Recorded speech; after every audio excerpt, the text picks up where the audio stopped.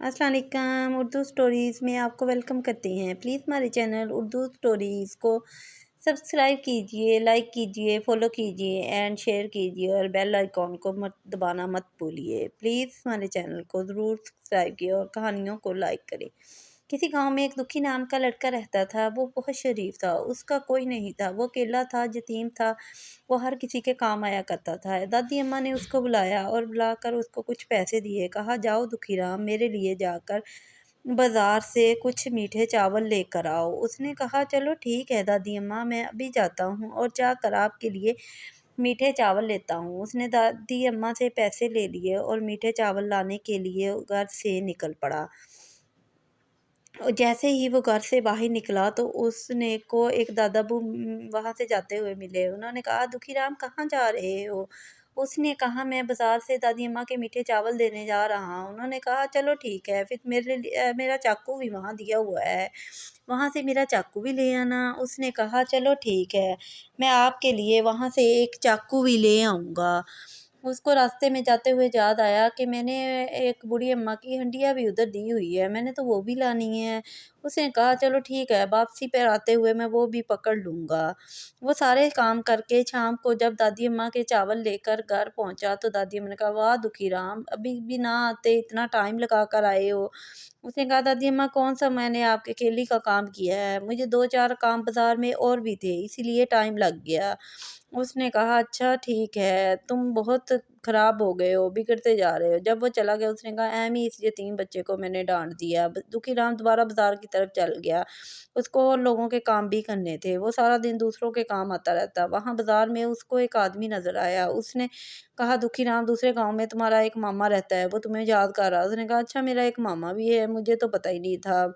दुखीराम ये सुनते ही उसने मामा के पास जाने के बारे में सोचा। वो मामा के पास जाने के लिए वहाँ से निकल पड़ा। वो गलियों बाज़ारों को खेतों और में से होता हुआ जाकर के दूसरे गाँव पहुँच गया। उसको अब मामा के जी का घर मालूम नहीं था। वो इधर-उधर फिर रहा था। उसको कुछ समझ नहीं आ रही थी कि दुखीराम अब कहाँ जाए, उसका मामा कहाँ रहता है। उसने वहाँ एक आदमी से पूछने के बारे में सोचा। उसको एक आदमी नज़र आया। उसने उससे पूछा कि मेरा एक मामा रहता है। उसने कहा, कौन-सा मामा? एक हरीराम है, एक और रामचंद्र है। तुम किसके पास जाना चाहते हो? उसने कहा, मेरे मामा का एक लड़का भी है, हरी। उसने कहा, ओहो! अच्छा, तुम हरीराम के घर जाना चाहते हो। चलो ठीक है, मैं तुम्हें हरीराम के घर का पता बता देता हूँ। तुम इधर से सीधे जाओगे तो हरीराम के घर पहुँच जाओगे। उसने ऐसा ही किया। वो हरीराम के घर पहुँच गया। वहाँ उसका हरीराम का एक लड़का था। उसको देखकर उसने कहा, मैं तुम्हारे मामा का बेटा हूँ, तुम्हें उसने कहा, ठीक है। इतने में उसका मामा भी आ गया। उसने कहा, ओए तुम मेरे भांजे हो, तुम यहाँ कैसे पहुँचे? उसने कहा, मामा जी, मैं आपकी बहुत याद आ रही थी, इसलिए मैं वहाँ जहाँ पर आ गया। उसने कहा, इसका मतलब तुम यहीं रहोगे? उसने कहा, हाँ मैं यहीं रहूँगा। उसके मामे ने कहा, हम तो 2 महीने में एक बार ही खाना खा पाते हैं, हमारे पास तो खाने के लिए भी कुछ नहीं है, अब हम क्या करेंगे? है, तुम ऐसे कैसे रह पाओगे? उसने कहा, कोई बात नहीं मामा जी, अगर आप ऐसे खाना खा पाते हो तो मैं भी ऐसे ही खाना खाकर रह लूँगा, आप मेरी फ़िक्र ना करें। उसने कहा, ठीक है। वो वहाँ लेट गया और सारे सो गए। रात को मामे को बहुत भूख सता रही थी, वो इधर-उधर घूम रहा था। उसने कहा, जैसे ही ये लड़का सो जाएगा तो मैं उठकर जाकर खीर पकाऊँगा। हरीराम दुखीराम को कुछ काला लग रहा था कि हरीराम कुछ और ही इसके बताने की बात कर रहा था। इसलिए दुखीराम ने सोने की नाटक की। वो जब उसका मामा जाकर खीर पकाने लगा तो हरीराम आहिस्ता से उसने एक विंडो में से देख लिया। उसने कहा, अच्छा तो ये बात है, ये चोरी-छुपे मुझसे छुप कर खाना खाना चाह रहे हैं। उसका मामा बहुत खुश था कि अब खीर पक जाएगी तो इतने में मैं जाकर अपने बेटे को भी उठा लाऊँगा और हम खूब पेट भर कर खाएँगे, और जिसको ऐसे ही भूखा रखेंगे तो ये तंग आकर यहाँ से भाग जाएगा। दुखीराम ने ये सब देख लिया। उसने अपने मामा से कहा, मामा जी, मैंने आपको जब आप उधर रसोई में पता नहीं कौन था, तो मैंने बाहर से किसी को झाँकते हुए रसोई में देखा है। उसके मामा ने कहा, चलो ठीक है, मैं देख कर आता हूँ। वो चारों तरफ देखने के लिए चला गया। उसने आकर उसके लड़के को उठाया और बताया कि तुम्हारे पापा पता नहीं कहाँ चले गए हैं। और एक आदमी को जाते हुए देखा तो उसके पीछे चले गए। उसने कहा ज़रूर बाजी को कोई मसला होगा, उसके घर गए होंगे, मैं जाता हूँ। उसने कहा चलो ठीक है। उसने में उसका बेटा भी वहाँ से चला गया। अब दुखी राम ने सोचा कि अब मैं बिल्कुल अकेला हूँ और मैं पेट भर कर खीर खा लूँगा और सारी ख़त्म कर दूँगा। वो दुखी राम के इतने में मामा आ गया। उसने कहा मैं राम कहाँ है? उसने कहा रामू तो पता नहीं कहाँ चला गया है। उसका बताया तो वो चला गया। उसने कहा वो अपने दोस्तों के साथ खेलने गया होगा, मैं जाकर देखता हूँ। उसका मामा फिर से वहाँ से चला गया। अब दुखी राम ने मामा को कहानी ही ऐसी सुनाई थी कि मामा परेशान होकर वहाँ से चला गया कि मैं अपने बेटे को ढूँढने जाता हूँ। ज़रूर वो बग़ैरत के किसी न किसी दोस्तों के पास मौजूद होगा। उसके दोस्त बड़े ख़राब हैं।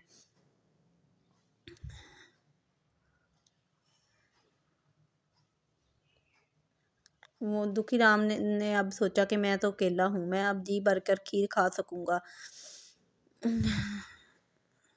मैं अब ज़रूर जाकर खीर खाऊँगा।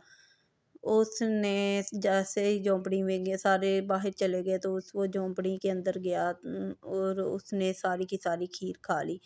इतने में उधर राम अपनी बहन के घर पर पहुंचा और उसने कहा अजी आप वो आपकी तरफ आए हैं। उसने कहा नहीं। उसने कहा आपको किसी मसले में तो नहीं है? उसने कहा नहीं, मैं तो किसी मसले में नहीं हूँ। तुम इस तरह करो, आकर अंदर सो जाओ, सुबह चले जाना। अब इतनी रात में तुम कहाँ जाओगे? उसने कहा चलो ठीक है, मैं ऐसा ही करता हूँ, मैं आकर अंदर आपके घर सो जाता हूँ, सुबह जाकर डैडी को देख लूँगा, शायद वो मुझे ढूँढने के लिए ना निकले हों।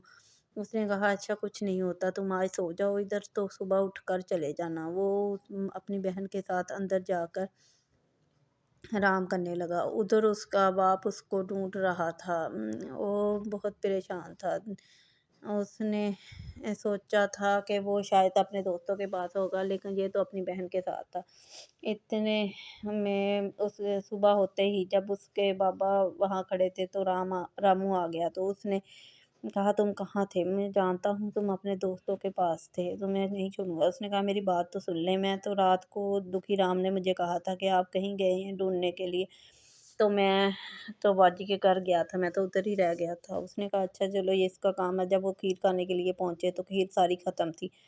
उन्होंने कहा अच्छा तो ये हमें यहाँ से भगाकर खुद सारी खीर खा गया, मैं राजा के महल में जाकर इसकी शिकायत करूँगा। वो राजा के महल के अंदर गया, उसने जाकर उसकी बादशाह से शिकायत की। बादशाह को बताया कि एक राम नाम का लड़का मेरा भांजा है जो हमारे घर आया हुआ है। उसने कैसे धोखे के साथ हम बाप बेटों को घर से भेजकर सारी की सारी खीर खा ली। बादशाह ने कहा उसकी हिम्मत कैसे हुई ये सब कुछ करने की? मैं देखना अब इसको देख लूँगा। मैं उसको बुलाओ। अब जब दुखी राम को बुलाया तो दुखी राम ने कहा आप मुझे ज़रूर सज़ा दीजिए, लेकिन पहले मेरी पूरी बात सुन लीजिए। जब दुखी राम ने सारी कहानी सुनाई कि कैसे उन्होंने इसको बेवकूफ़ बनाया, कैसे इसको 2 महीने में एक बार ही ये तो खाना खाती हैं, तो फिर मैं इनकी खीर कैसे खा गया? उसने कहा बादशाह ने ये क्या मतलब है? उसने कहा ये इन्होंने मुझसे कहा था। उसने कहा पूरी बात बताओ। दुखी राम ने सारा किस्सा रात का सुना डाला। बादशाह बहुत मुस्कुराया। उसने कहा तुम तो बहुत अक्लमंद आदमी हो, तुमने तो बहुत अक्लमंदी का काम किया है। मैं तुम्हें अपने महल में नौकरी देता हूँ। इसी तरह वो महल में नौकरी करने लगा। उधर दूसरा जो मुखिया था वो बहुत परेशान था।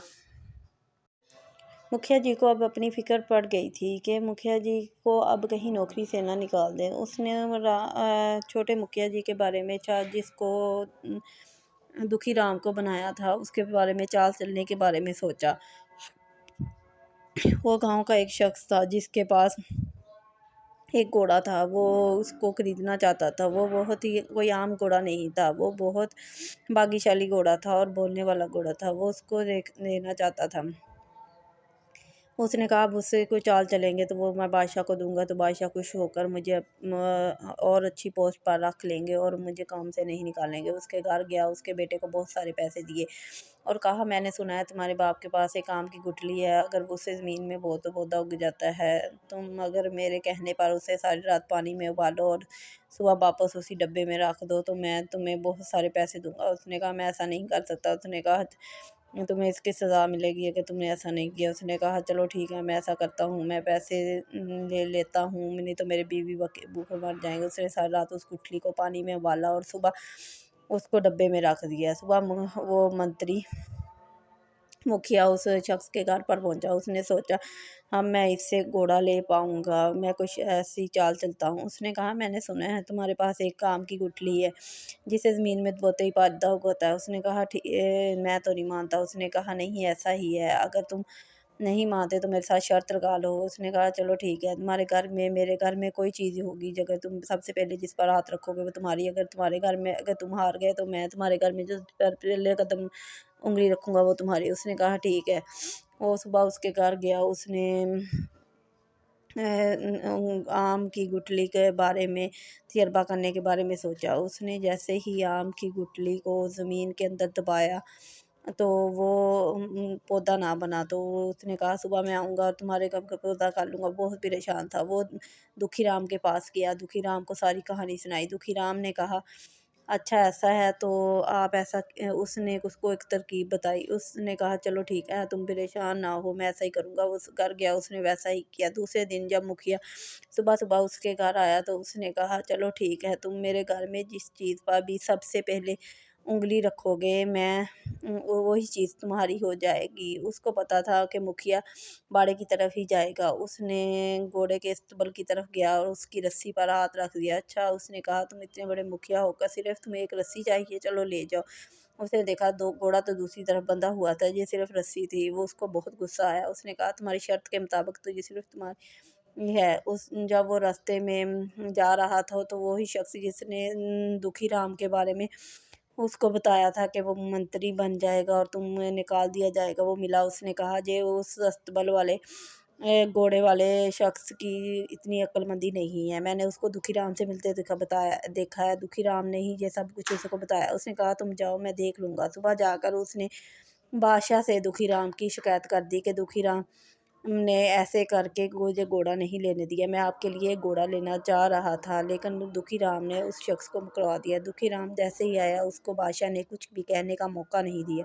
उसने अपने गार्ड को कहा कि इसको बांध कर बोरी में उसके साथ एक पत्थर लटका कर दूध दरिया में बहा दिया जाए। उसके नौकरों ने ऐसे ही किया। खादम दोनों उसको बोरी में बांध कर पत्थर लटका कर जा रहे थे। रास्ते में उन्होंने कहा ये तो बहुत नेक और भला आदमी है, हमें इसके साथ ऐसा नहीं करना चाहिए। उसने कहा हाँ हम इस तरह करते हैं, इसको जहाँ ही खोल के छोड़ देते हैं, ये ज़रूर कामयाब आदमी बनेगा और इसे कि हम कह देते हैं। उसने कहा आपको मैं हमने छोड़ दिया और ये घर आ रही है, इस जंगल में लकड़ियाँ काटो, अपना पेट बेच कर इसे अपना पेट पालो, लेकिन गलती से भी बादशाह के तख्त की तरफ ना आना, तुम्हारे साथ साथ वो हमें भी मार देगा अगर उसको पता चला कि तुम जिंदा हो। उसने कहा ठीक है। वो जंगल में इधर उधर घूमकर लकड़ियाँ काटने लगा। लकड़ियाँ काट कर उसने सोचा इसको बेचूंगा तो अपना पेट पाल लूँ। काफ़ी दिनों से वो ऐसे ही दरख्तों के पत्ते और फल फूल खा कर गुजारा कर रहा था। अभी वो सोच रहा था कि ऐसे मैं कितने दिन और गुजारा करूँगा कि उसको दरख्त के पास एक बुढ़िया मिली और बुढ़िया की तरफ सांप जा रहा था। उसने कहा मुझे इस सांप को हटाना होगा, नहीं तो ये बुढ़िया को डस लेगा। उसने जल्दी से जाकर सांप को हटाने के बारे में सोचा। जब उसको कुछ समझ नहीं आया तो उसने उसी कल्हाड़ी के साथ सांप के कई टुकड़े कर डाले।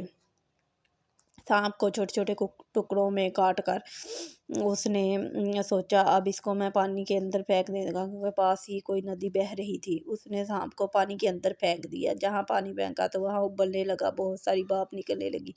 बुढ़िया को भी जाग आ गई। उसने कहा बेटा ये क्या हुआ, तुमने यह क्या किया। उसने कहा एक सांप तुम्हारी तरफ आ रहा था, मैंने तुम्हें इसको काट कर नदी में फेंका तो पानी कैसे बाहर निकला। उसने कहा तुम तुम्हारी क्या मदद। उसने कहा तुम अपने घर जाओ, मुझे तुमसे कुछ नहीं चाहिए। ये कहकर राम चला गया। उसने कहा नहीं, मैं तुम्हें कुछ देना चाहती हूँ। बुढ़िया पीछे से चला रही थी, लेकिन उस श्री राम ने कहा नहीं, तुम मुझे कुछ नहीं चाहिए। उसने कहा ये मैं सोचा कि चलो अच्छा, जिसके मैं एक दुआ देती हूँ कि अगर ये कुछ भी सोचेगा तो इसके लिए वही हो जाएगा। उसने कहा ठीक है। वो ऐसे ही कुल्हाड़ी लेकर जंगल में गया तो उसको एक आदमी वहाँ से नज़र आया। उसने उस आदमी को देखा और कहा तुम यहाँ क्या कर रहे हो? नरीन ने कहा मैं लकड़ियाँ काट रहा हूँ। वो उसको पकड़कर बादशाह के पास ले गया कि यहाँ राजा के कहे बगैर कोई भी इजाज़त के बगैर लकड़ियाँ नहीं काट सकता। राजा ने कहा तुम यहाँ क्या करने आए हो? उसने कहा हमारे गाँव में सारी ही लकड़ियाँ ख़त्म हो गई थी, सारे दरख्त गायब हो गए थे, इसलिए मैं पढ़ने के लिए आपके गाँव की तरफ आ गया और लकड़ियाँ काट रहा है। बादशाह ने कहा अच्छा, ये देखो क्या कह रहा है कि सब कुछ ख़त्म हो गया, चलो इसे पकड़ो, जाकर वापस जंगल में छोड़ दो। तो उसको वापस जंगल में छोड़ दिया और उसका मजाक उड़ाने लगा बादशाह। वो दोबारा जंगल में गया तो उससे अपनी लकड़ी को कुल्हाड़ी को पुकारने लगा। कुल्हाड़ी उसके पास वापस आ गई। कुल्हाड़ी बोल रही थी और चल रही थी। उसने कहा चलो अब हम कहीं और चलते हैं। वो उसी गाँव की तरफ आ गया जहाँ इस राजा ने उसको निकाला था। वो गाँव के लोग जब उसके साथ कुल्हाड़ी को चलते हुए देख रहे थे तो बहुत परेशान हो रहे थे कि ये क्या माजरा है। वो सारे बहुत परेशान हो गए, वो इधर-उधर भागने लगे। एक ने जब देखा तो उसने जाकर बादशाह को बताया कि वो दुखी राम जिसको आपने जंगल में बहाया था वो तो अभी भी ज़िंदा है। जब उसके मामा और उसने लड़के ने देखा, उसने कहा ओए तुम जानते हो ये कौन है? उसके बेटे ने कहा नहीं। उसने कहा उड़ी राम कर रहा है, उड़ी बाबा कर रहा है, ये तो वही तुम्हारे मामू ये बेटा है। उसने कहा ओह अच्छा, तो ये दुखी राम है। उसने कहा हाँ। वो जल्दी से बादशाह के पास पहुँचे। बादशाह को जाकर बताया दुखी राम जिसको तुमने मार दिया था वो ज़िंदा है और एक अकेला नहीं आया है, एक कुल्हाड़ी के साथ आया है। बादशाह ने कहा अच्छा, ये कैसे हो सकता है? मैंने तो उसे दरिया में भिगवा दिया था। उसने कहा नहीं, अभी ज़िंदा है। उसके ने अपने आदमियों को भेजा और मुखिया को भी अब फ़िक्र होने लगी थी कि मेरा क्या होगा? वो अब तो ये वापस आ गया है। उसने जब अपने आदमियों को वहाँ पर भेजा और उसको उठाकर लाने को कहा, तो वो महल में आ गया। दुखी राम महल में जब आया तो उसने सोचा कि अब इसको बांध कर सजा दी जाए। तुम कैसे ज़िंदा बच गए हो? उसने कहा मैं तो मुझे तो इस कुल्हाड़ी ने बचा लिया था, मुझे तो कुछ नहीं हुआ था। उसने कहा नहीं, तुम कैसे ज़िंदा बच सकते हो? मैंने तुम्हें दरिया में फेंक दिया था। अब तुम्हारे साथ-साथ उन 2 जो खादम हैं उनको भी मैं मार डालूँगा। दुखी राम बहुत परेशान हुआ। दुखी राम ने कहा आप ऐसा कुछ नहीं करेंगे। आपने अगर ऐसा कुछ भी किया तो मैं अम, मैं जो बात कहता हूँ वो पूरी हो जाती है। दुखी राम की ये बात सुनकर बादशाह ज़ोर-ज़ोर से हँसने लगा। कुल्हाड़ी ने जो कहा था कि दुखी राम तुम जाओ, जाकर बादशाह के सामने पेश हो जाओ, तो अगर कोई भी मामला होगा तो मैं सँभाल लूँगा। उसने बादशाह के सामने उसके खादमों के साथ जाकर पेश हुआ था। तो बाद में ये सारा मामला बादशाह के साथ बादशाह ने जब उसको बाँधा तो उसने कहा जैसे ही बादशाह के महल में पहुँचा तो उसको बहुत सारा खाना नज़र आया। उसने कहा काश ये खाना मैं खा सकूँ।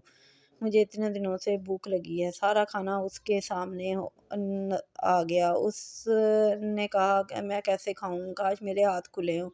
उसके हाथ भी उसी टाइम खुल गए। उसने सारा खाना खा लिया। उसने कहा इस महल में काश हर कोई बादशाह होता तो मुझे सज़ा ना दे पाता। सारे लोग इस महल में बादशाह बन गए और असली बादशाह कैद में आ गया। तो इतने में उसने कहा अब ये कैसे है कि सारे बादशाह बन गए हैं, तुम्हारा फ़ैसला कौन करेगा? वो बहुत परेशान हुआ। उसने कहा ये कैसे हो सकता है? उसने जल्दी से कहा कि मैं अच्छा कुछ करता हूँ। तो उसने जल्दी से दुआ की कि अच्छा ठीक है, अब मैं को तुम लोग मुझे खोल लो, मैं खुल जाऊँ। उस रस्सी से बाहर खुल गया। तो उसके सामने जो खाना आया था उसने सारा खा भी लिया था और उसके सारे बाशिंदे बादशाह की शक्ल इख्तियार कर गए थे। तो अब उसने सोचा जो मैंने चाहा वो सब कुछ हो रहा है, तो मैं ऐसा करता हूँ कि दोबारा बादशाह के आने की ख्वाहिश करता हूँ। उसने कहा दोबारा जो बादशाह था वो दोबारा बन जाए। उस वो ऐसा ही हुआ, बादशाह दोबारा बन गया और बाकी सारे आम आदमी बन गए। और जो सारे लोग बादशाह बने थे वो आम आदमी बन गए। तो पहले वाले आम आदमी को उसने दोबारा से कहा तो वो बादशाह बन गया। तो इसी तरह उस बादशाह ने कहा चलो अब मैं तुम्हें माफ़ करता हूँ, तुम तो बहुत अक्लमंद आदमी हो, तुम्हें उस बुढ़िया ने दुआ दी है तो इस वजह से सब कुछ हो रहा है। तो उसने कहा हाँ मुझे लगता है उसने मुझे दुआ दी थी, मैंने उस वक्त गौर नहीं किया, ये सब कुछ उसके कहने पर ही हो रहा है। उसने कहा मैं अपने मामा और उसके बेटे को भी माफ़ करता हूँ, मैं किसी किसी को सज़ा नहीं देना चाहता।